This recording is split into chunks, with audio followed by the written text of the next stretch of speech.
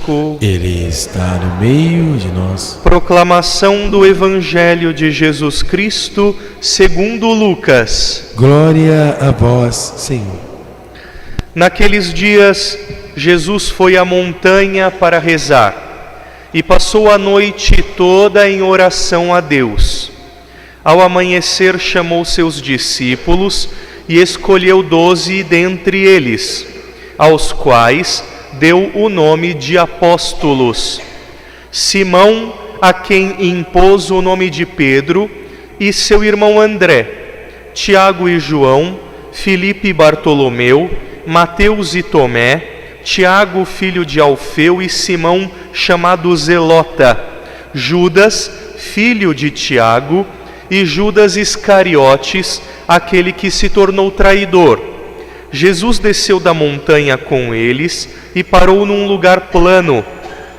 Ali estavam muitos dos seus discípulos e grande multidão de gente de toda a Judéia e de Jerusalém, do litoral de Tiro e Sidônia.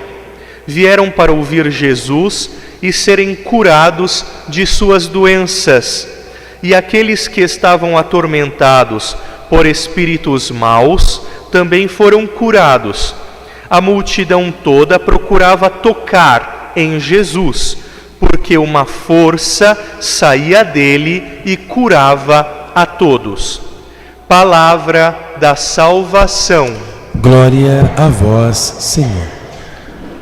Louvado seja nosso Senhor Jesus Cristo. Para sempre seja louvado. Podemos nos acomodar, caros irmãos e irmãs. Hoje nós somos convidados por nosso Senhor a subir com Ele a montanha para orar. No Evangelho de ontem, nós aprendemos que nosso Senhor conduziu os fariseus, através de seu testemunho, a interpretar a lei do sábado segundo o seu espírito, purificando as consequências fundamentalistas às quais eles haviam chegado, mostrando que o sábado foi criado por Deus para que o homem pudesse dedicar o seu tempo ao Senhor. E por isso o dia santo é aquele destinado ao Senhor. Da mesma forma, para nós cristãos, o domingo, que é o dia da ressurreição de Cristo, é o dia do Senhor e deveria ser destinado à oração, pois é através da oração que nós entramos na intimidade de Deus e entramos em comunhão com Ele. É justamente isso que nós vemos no texto do Evangelho que acabamos de ouvir. Uma das peculiaridades do evangelista São Lucas é apresentar Jesus orando ao Pai. Nos momentos decisivos de sua vida, nosso Senhor se recolhia em oração para que através da oração pudesse tomar suas decisões. É preciso que nós tenhamos claro que Jesus não precisava rezar, porque na sua humanidade ele era unido e ainda é unido à divindade de maneira sublime, misteriosa e fortíssima. Porém, através da sua oração e do seu testemunho, Jesus nos ensina que a vida de oração é imprescindível para os cristãos. Cristão que não reza apodrece e não consegue viver a proposta do Evangelho. Portanto, irmãos e irmãs, rezai, porque a oração purifica e santifica os nossos corações. Gostaria de usar o espaço desta pregação para ensinar-vos uma coisa. Os irmãos evangélicos não utilizam o termo rezar, porque dizem eles que o termo rezar não está presente nas Escrituras, mas na verdade ambos os termos têm hoje na língua portuguesa a mesma significação.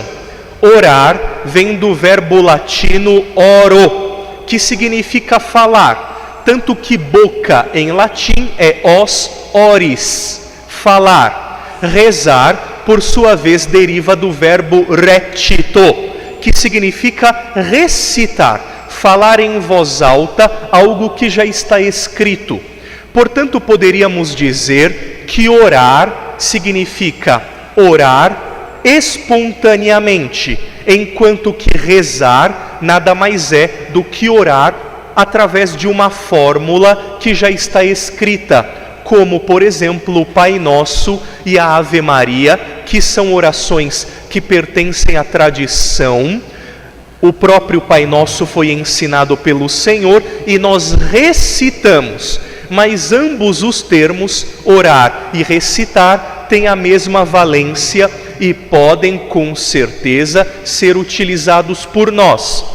Jesus, na sua oração, escolheu os 12 apóstolos, sobre os quais a igreja é fundada e fundamentada. A nossa igreja não brotou do desejo dos homens, mas brotou da oração do Senhor, que subiu ao monte, escolheu os 12 apóstolos, sobre os quais está alicerçada a Santa Igreja. A igreja do Senhor é única, é santa, é católica e é apostólica, porque desde a sua origem é alicerçada sobre o testemunho dos apóstolos. E todos nós temos um apostolado, porque somos enviados a proclamar o reino de Deus e o evangelho da salvação. Portanto, nenhum católico pode fugir de sua missão de anunciar a boa nova da salvação aos corações despreparados e desesperados. Portanto, irmãos, que os santos anjos, nesta terça-feira, nos ajudem a sermos fiéis ao Senhor e à sua palavra. Louvado seja nosso Senhor Jesus Cristo. Para sempre seja louvado.